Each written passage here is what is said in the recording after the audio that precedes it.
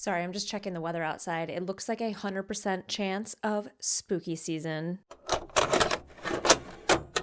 That's right, friends. Spooky season is among us, and I am so excited to be doing my ultimate fall TBR. This will truly be the only video you need to fill all of your autumnal reading needs. I promise you that.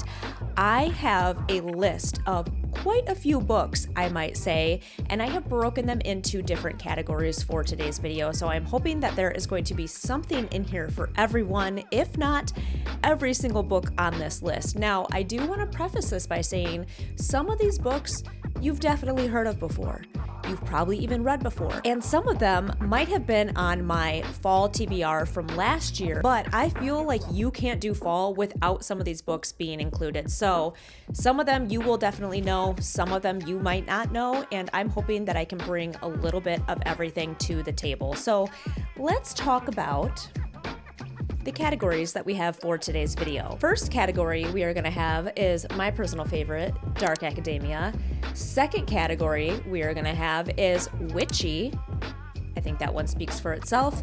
Third category we are going to have is Gothic. And then fourth category we are going to have is horror, because I did actually read a few horror books this year. I will say they are still probably considered light on the horror side, but I felt like they deserved a spot on this list regardless. And then I will have some honorable mentions that I didn't really know if I should include in the video, but I kind of wanted to put their titles out there just in case they are someone's vibe.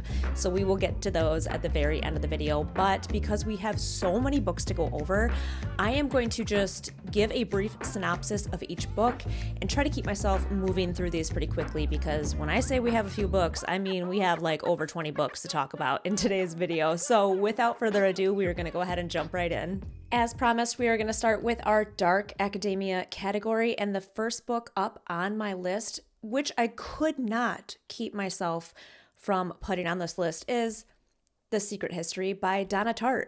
Do I have to say much about this book? Probably not. When I think of Dark Academia, this is the very first book that comes to mind, and honestly, this is one of my favorite books I've read ever, of all time, regardless of the genre. But if you are looking for that classic small college in New England, fall vibes all the way around, even as this book moves through different seasons with the students involved, it feels like fall the entire time. There's so much description, so much character development, and a plot that kind of keeps on plotting. Very mysterious and very, very like in depth when it comes to the storytelling, and just gives you like that delicious school setting. I love it so much.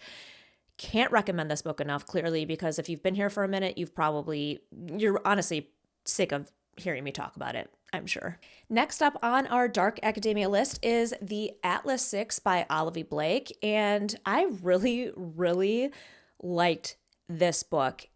Again, if you've been here for a minute and you were kind of with me as I was reading through this, you'll probably remember how much I enjoyed the first one and did not enjoy the second one. So I will say I didn't personally carry on with the series, but that doesn't mean that you wouldn't like the entire thing, because I loved this first book. And if you like Dark Academia and magic combined, this is your jam. It follows a set of 6 students at this secret Alexandrian school library thing. It's like the Library of Alexandria, I'm pretty sure, is what it's supposed to be. But they each have a very special skill when it comes to magic, and they are kind of in this program where 5 people are going to be accepted into a second year. So 6 are invited, only 5 get to make it. You can probably connect the dots there. It's heavier on the magic, which I really enjoyed, and gave almost like a real world, like reality show feel to it, because they were all living in this library school dorm situation. I really, really love the first book. And if you like a Dark Academia vibe with magic involved, I highly recommend this one. And from there, we have Ninth House by Leigh Bardugo. So to piggyback off of the Dark Academia setting with magic and take it just a little deeper, a little darker, ooh, do not sleep on this series. This entire book, and including the second book, was my whole personality for about a year after I read these. I was that obsessed with them. So it took all of the elements from the Atlas 6, put it at an actual Ivy League school setting, and kind of involved these characters that were a little unreliable and very much morally gray. Like the whole time, you couldn't really tell if the characters were good, if they were bad, if you liked them, if you didn't like them. There's a bit of a slow burn romance in here, but it's very much like in the background of things. So it was kind of like this yummy tension that was building on top of like this really dark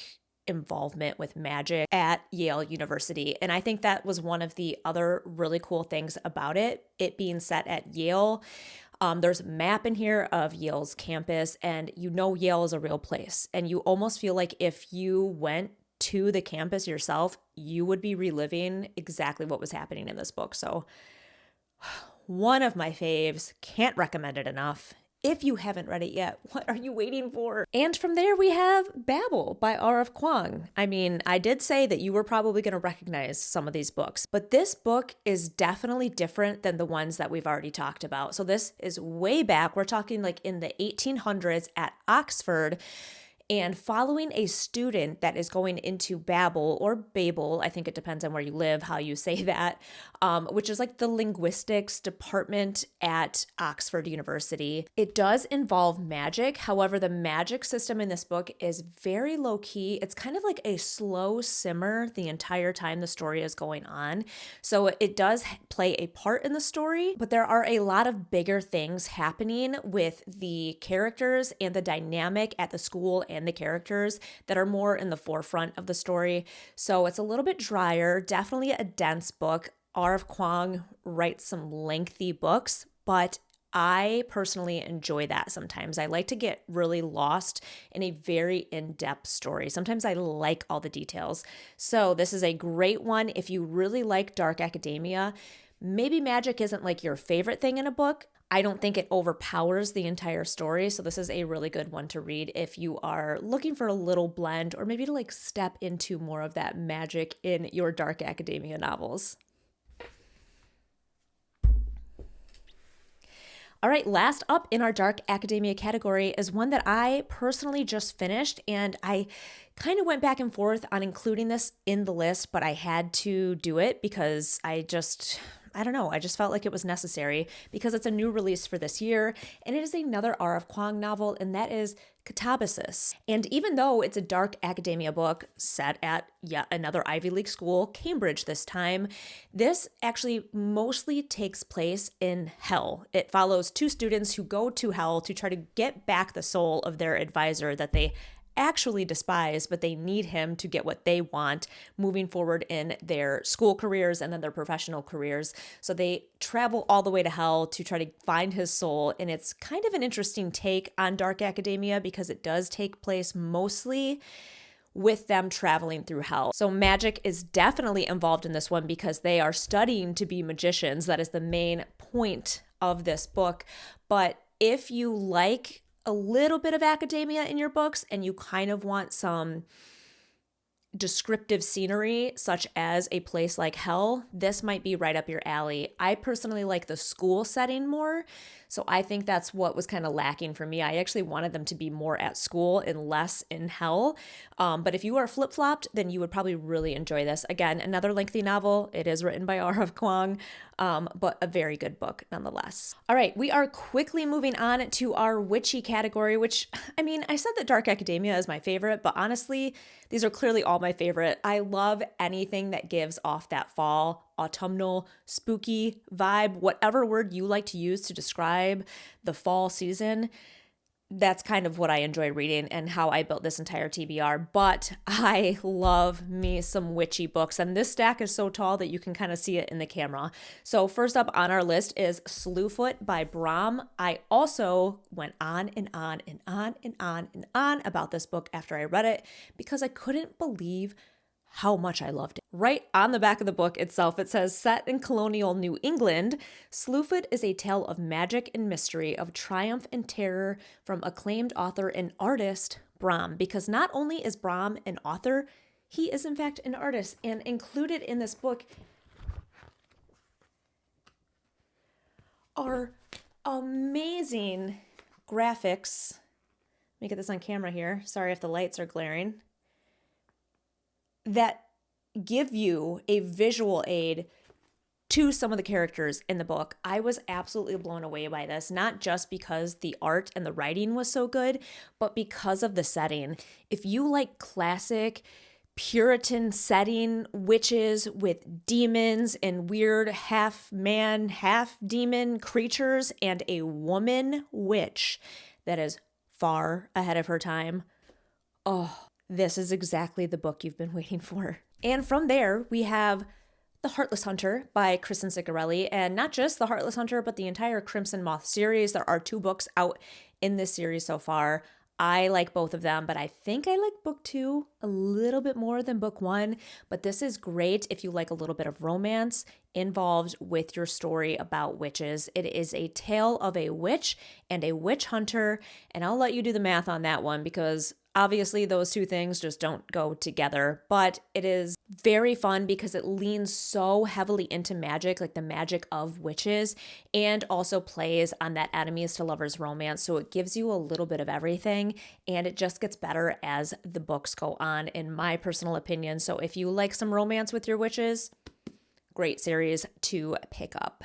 And from there, the Invocations by Crystal Sutherland. I am a huge Crystal Sutherland fan. I included one of her other books on my fall TBR last year. And if you haven't read either of them, I highly recommend it, especially if you like something kind of dark and witchy at the same time. So in this one specifically, we're following 3 different girls who are kind of involved in the occult in one way or another. And they come together to try to stop this supernatural killer that is on the loose and wreaking havoc. If you like a little bit more of like a fairy tale vibe on top of your witchy vibe, this is such a good book. And again, check out her other books as well because she is a fantastic writer. In fact, this is a young adult novel, and I would have never thought that if I did not know it going into the book. So just very, very good, very gripping, and kept my attention the whole time, which is kind of hard to do these days with a young adult novel. Another one that was a new release this year and one that I have read recently myself is The Bewitching by Sylvia Moreno Garcia, and a different take on a witchy book. So this book is very intriguing because it covers more of like a folklore behind witches in Hispanic folklore. So this follows multiple POVs in the book in different timelines, which I truly enjoy, especially in a story about witches. I kind of like when stories throughout history start connecting, and that's exactly what happens in this book. But again, it's based on folklore around witches. So the 3 POVs that you follow in this story start to link together because similar things are happening at different points in time, and it all kind of comes full circle with the knowledge that what is happening around these main characters is most likely the work of some kind of witch. Also, the character that you open the story with is at college studying some of this folklore. So it kind of gives that little dark academia vibe on top of a very interesting take on witch folklore. And finally, last up in our witchy category, I just couldn't help myself. I actually read this after fall last year, well, kind of like mid-fall into the winter, because I wanted to watch the TV show, which I still have not watched, but I did complete the entire trilogy out of the series, and that is A Discovery of Witches by Deborah Harkness. Now, if you like Outlander, and you were also maybe a Twilight girly, this is the book for you. That is the only way I can describe this. Now, this is an adult novel, so to me, it reads very much like that Outlander vibe, where you're following a main character who is a scholar at Oxford University, and she is also a witch herself. On top of witches being part of this story, there are also other kind of mythical creatures involved, including vampires, and that definitely comes into play. I had always heard good things about this book, but I didn't realize until I read it myself how much I was missing a book like this as an adult woman, because it gave me everything that I love. A magical manuscript set at Oxford, a witch and a vampire, forbidden romance, you name it, it was in there, and it just gave and gave as the story went on. I highly recommend book number 1, if not the entire series, for all of your adult Twilight girly needs. All right, friends, next up we are moving into our Gothic category, and some of these are tried and true classics, so I'm going to just kind of run through them pretty quickly so we can keep things moving here. First up is Interview with the Vampire by Anne Rice, another really great adult level vampire story. Very lengthy, very dense, but very delicious if you really want to dive into like that dark, evil, and honestly kind of erotic side of vampires that we have kind of had in our minds for most of our lives. In fact, I would guarantee that what you probably think about vampires besides Dracula comes from this book. All right, a book that I read last fall that I had never actually read before, shame on me, but I could see this being a reread almost every fall season, and that is Frankenstein by Mary Shelley.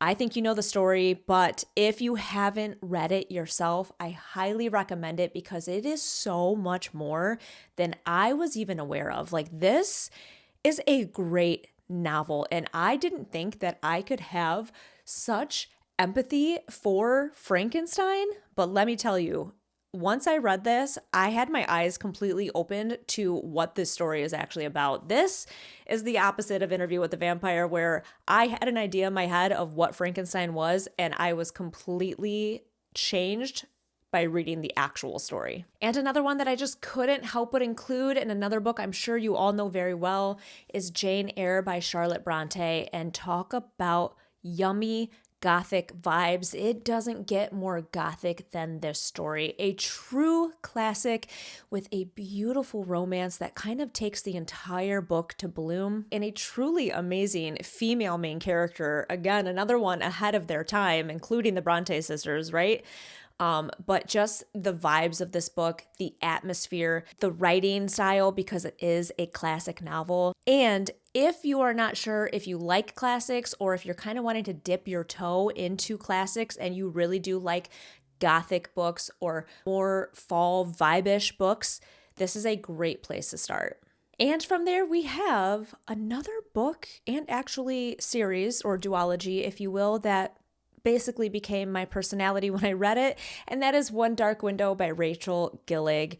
This is a duology, which if you know anything about me, you know I love a duology. It is the chef's kiss amount of books, if you want my personal opinion. But on top of it, this is a deliciously dark and Gothic story following a female character who has this monster trapped inside of her and lives in a place where magic actually infects people, and you can't use magic unless you hold one of the cards out of a magical deck of cards. It is a very cool magic system and very, very heavy on the Gothic atmosphere, not to mention the delicious enemies to lovers romance in this series. All right, next up we have What Moves the Dead by T. Kingfisher, and this was hard for me to place in the categories because I was like, do I place this in the Gothic category? Do I place this in the horror category? Because it could technically fall in either or. This is a very cool take on Edgar Allan Poe's Fall of the House of Usher, and it is a very earthy Gothic book. So not only is it creepy because our main character goes to this giant house of her friends, like the House of Usher, and there's some really weird, spooky things going on with the sister. There's a lot of water, a lot of swamps, a lot of bugs, a lot of fungus, so it gives a very earthy atmosphere to some kind of creepy things happening. Like, I remember, this is a very short book too, which is also a plus. So if you're just looking for a quick read, but one that actually kind of like gave me the chills. Like, there was a part in this book that I read and I was like, ooh, like I actually got goosebumps from reading it, which doesn't happen to me often. But if anybody could do that to me, it's probably T. Kingfisher. And also, if you have not read any of their books, this is a great place to start, especially if you're looking for that kind of Gothic vibe, or you have enjoyed Edgar Allan Poe's writing in the past, because I think this is a really cool take on one of his stories. A book that I think is so highly underrated, and one that I don't understand why I don't hear about more. Can you tell how I feel about it? Is Morgan Is My Name by Sophie Keach. And oh my gosh, if there is a book that gives off a perfect autumnal vibe, it is this one. I'm going to read the back of this one because I don't want to mess it up. So this is a powerful feminist retelling of the early life of Morgan Le Fay, the famed villainess of Arthurian legend. This dazzling debut is the story of a woman both mortal and magical, formidable and misunderstood, told in her own words. Another female character that is ahead of her time, and not only is she dealing with all of these things that like a woman of this time has to deal with, so we're talking like in the time of King Arthur, does also have a natural inclination to magical things. This is also set in Cornwall, which is kind of on the coast of England, so it gives off a very like misty, dark, overcast feeling almost the entire time you're reading it. And I think that if there is one book out of this entire list that I would try my hardest to convince you to read, it is this one, hands down. And similar to that, and the last one in our Gothic category is Lady Macbeth by Ava Reid. And I think I saw some mixed reviews on this last year, and I truly don't understand that because I loved this book so much. It is very similar to the Morgan Le Fay story because we are following Lady Macbeth, who, if you don't know, is basically married off to a awful Scottish brutish man, and the reason he wants her as his wife is because she is also known to be like a magical maiden. So she also puts up and deals with a lot of things that women of her time had to deal with, but she is kind of like a scorned, dark, witchy woman and definitely fights for what she feels she deserves. It is very good, much darker than Morgan Is My Name even. And again, the setting being at like a Scottish castle just gives it like a very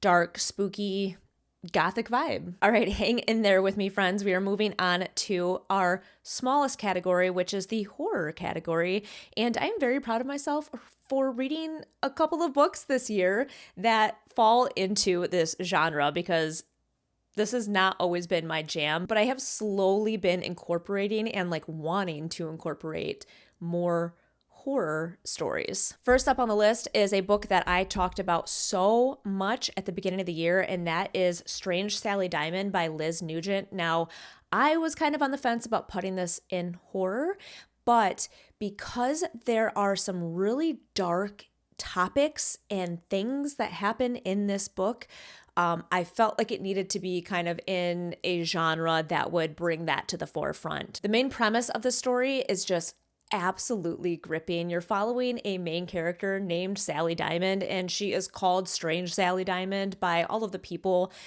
in her life and that kind of like live in the town that she lives in because she is just a little different than everyone. She doesn't seem to have the same social cues or same social awareness that most people have. And that makes her a very kind of just raw and genuine character to read. Like she's the character that is basically just going to say what she's thinking because she doesn't always know when she should and when she shouldn't say things. But there are some dark things that kind of come out of the woodwork in this book. More like true crime things, but very, very dark and not for everyone. So I would definitely read trigger warnings on this if you are interested. However, it is beautifully written. It's not only gripping and the main character just makes you laugh, you also just root for her the entire time and connect with her truly. Like I don't think I've connected with a character the way I did with this one in a very long time. So Liz Nugent is just a phenomenal author. And if you like kind of true crime based stories, this is a really good one to check out. All right, more of a classic horror book, and that is Monstrilio by Gerardo Samano Cordova. And look at this cover. This had always intrigued me every time I saw it at the bookstore, and then I was kind of just a little bit too much of a baby to pick it up and read it. I think this might have been one of Leah's book club picks, and that's what kind of drew me in even more. And then I was like, do I like horror books now? Like, what is happening to me? But this is a really very interesting story. It follows a husband and a wife who have a son who passes away at the beginning of the book, and they are just absolutely grief-stricken, like devastated by the loss of their child. And following some old folklore, the mother keeps a little piece of his lung and kind of nurtures it and tries to basically regrow him, like remake her son. So it has a little bit of this Frankenstein vibe because it's reanimation. But as the story goes on and this little piece of their son that they keep, as it continues to grow and grow into something that is kind of like him, but definitely not the same, it really delves into like family dynamics and grief. So there's a lot of undertones in this book, on top of it being a little bit grotesque. And definitely check trigger warnings on this one because it does go into some pretty dark areas as the story progresses and as this monster boy kind of continues to grow and experience things as a person in the world. So very interesting, very gripping. Like I couldn't put it down the entire time. But again, check trigger warnings on that book. And another one that I just really couldn't decide what category to put it in, but I felt like it fit better in horror than dark academia, and that is Bunny by Mona Awad. So this one was very interesting, following a main character that is in a writing program, and part of this cohort in her writing program where it's like basically just a group of popular girls, and she's like the outsider in this group. This group of girls call each other Bunny, and they're like very bubbly and like pink and sugar and just like drippingly sweet. And they kind of, in their last year of the program, accept her into their group. And she kind of just steps into their world, and a lot of dark and twisted things start happening. So it does give off that dark academia vibe because it is actually set at another college. But it's more about our main character almost losing herself within this group of girls, and it almost gets very fever dream-like, kind of magical realism, kind of horror, kind of just real weird, creepy things that go on, and not a very large book, might I add. So if you like more of a fiction-leaning horror book with some kind of unhinged characters, this was phenomenal, and I quickly became a big fan of Mona Awad and her writing style. And last up in our horror category is one that I don't have. This was an ARC that I received from NetGalley, but I do believe this came out in September, and that is Spit Back the Bones by Tegan Olivia King, and a very fun book to read because not only did it give me that earthy Gothic vibe, it was set in up north Michigan, like up north Michigan, Upper Peninsula, Michigan. And if you know anything about Michigan, the Upper Peninsula is just a very unique environment all on its own. It can be very secluded, and this specifically followed a town that was surrounded by a bog where really weird and creepy things started happening. So our main character goes back to her small hometown because her sister has gone missing. And in this town that she's from, her family has always had this connection to the land and to the bog. It very much gave off a midnight mass vibe, like a small town setting with creepy things happening and people kind of just like falling in line under one authority figure. So I will say, if bugs and like swamps aren't your thing, this might not be for you. But I thought that bog setting was very unique, and the fact that it was set in Michigan just like completely drew me in. I didn't know that when I had requested the ARC. I just really liked the premise of the book, like from the synopsis and the cover of it also, and a little bit of a romance in here as well. So kind of a little bit of everything in this little horror romance book. All right, my friends, just 2 more books to mention, and I swear I am done, but these are my honorable mentions, and I didn't really know if I wanted them on my list. but I also felt like I had to at least mention them. The first one being Bride by Ali Hazelwood. And if you are a contemporary romance lover, like a true Twilight girl, this is probably for you. It is definitely spicy and definitely has that intense enemies to lovers, kind of like forbidden romance, because there are two different species of characters that kind of get involved in this book. I don't feel like I'm explaining it very well, but basically a vampire and a werewolf fall in love. If you like Twilight, if you like spice, if you like Ali Hazelwood at all, this is actually a pretty fun read. I just had to mention it for any of the romance lovers out there. And last but not least for the entire video, and our last honorable mention, is Evocation by S.T. Gibson.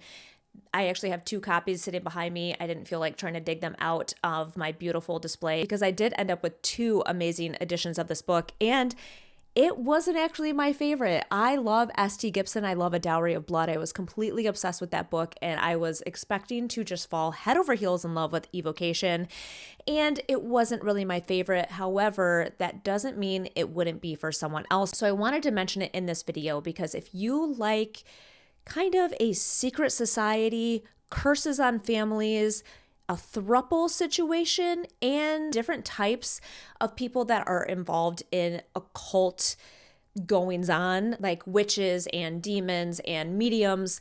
It was a very interesting take on all of that. I personally felt like it just kind of became a book about a relationship and not so much about the magic. So if you like a little bit more of a romance forward magical book, witchy book, that could be for you. And S.T. Gibson is a very lovely writer. So check that one out if any of those are keywords for you. Well, there you have it, my friends. That is my ultimate 2025 fall TBR, and I hope that out of all of these books, you have found something that has sparked your interest, if not multiple somethings, because let me tell you, that was a haul. I was like surrounded by books the entire time I was recording that, like up on both sides. I was so excited to do this video because, of course, anything fall, anything spooky season is my jam. In fact, I apparently just continue to read books that fall into those categories throughout the entire year. Because when I started getting this list together, even I was shocked at how many books I wanted to put on this list. And I actually had to like draw the line at one point in time. I was like, all right, Lori Beth, that's enough. 20 is plenty. But I would love to know if you have read any of the books that we talked about in today's video, or are you going to add any of the books from today's video on your fall TBR? And of course, if you think that there is a book that I should add to my personal fall TBR, drop that in a comment down below. And you know the drill. If you liked this video, go ahead and hit that thumbs up button because it always helps a girl out. And if you want to make sure you don't miss any of my other upcoming videos, including all of the weekly vlogs I have been doing for the past couple of weeks, go ahead and hit that subscribe button too. As always, it has been an absolute blast, and I can't wait to see you in the next one.